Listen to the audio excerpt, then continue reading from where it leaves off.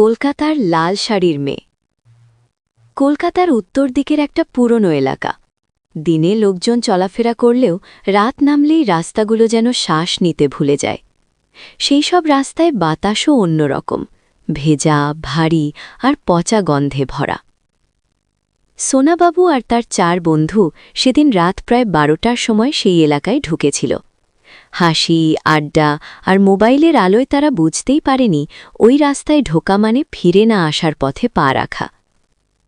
হঠাৎ করেই বাতাস থেমে যায়, চারপাশ নিস্তব্ধ। ঠিক তখনই দূরে দেখা যায় এক মেয়ে, লাল শাড়ি পরা, খোলা চুল, মুখটা স্পষ্ট নয়। মেয়েটা ধীরে ধীরে এগিয়ে আসে, তার পা মাটিতে ছোঁয় না। চুলের ফাঁক দিয়ে দেখা যায় মুখটা পোড়া, চোখ দুটো অস্বাভাবিক বড়, আর তাকিয়ে থাকলে মনে হয় যেন চোখ দুটো নড়ছে। এরপর যা ঘটে তা স্বাভাবিক নয়। প্রথমে একজন বন্ধুর শরীর হঠাৎ শক্ত হয়ে যায়, সে দৌড়াতে গিয়েও পারে না। তার চারপাশে লাল শাড়ির কাপড় ঘুরতে থাকে, আর এক মুহূর্তের মধ্যেই সে মাটিতে লুটিয়ে পড়ে, চোখ খোলা কিন্তু প্রাণহীন। দ্বিতীয়জন পালাতে গিয়ে দেখে রাস্তা শেষ হয়ে যাচ্ছে। পিছনে ঘুরতেই মেয়েটার মুখ একদম সামনে। তার নিঃশ্বাসের সঙ্গে গরম ধোঁয়া বেরোয়। পরের মুহূর্তে তার শরীর কালো দাগে ভরে যায়, আর সে নিঃশব্দে মরে যায়। তৃতীয় বন্ধু চিৎকার করতে গিয়ে কণ্ঠ হারিয়ে ফেলে। তার চারপাশে অন্ধকার জমে ওঠে, শুধু শোনা যায় হাড় ভাঙার শব্দ। এক এক করে 4 জন শেষ হয়ে যায়। শেষে বেঁচে থাকে শুধু সোনাবাবু।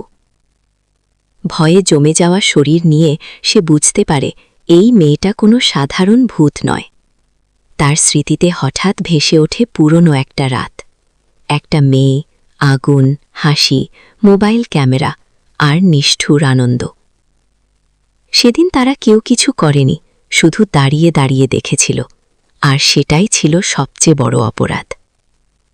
লাল শাড়ির মেয়েটা ধীরে ধীরে সোনাবাবুর সামনে দাঁড়ায়।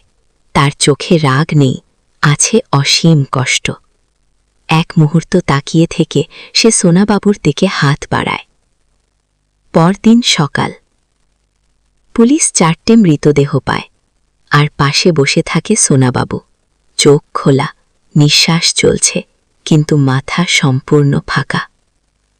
সে পাগল হয়ে গেছে। লোকেরা বলে ওই রাস্তায় এখনও মাঝরাতে লাল শাড়ির মেয়েটা দাঁড়িয়ে থাকে।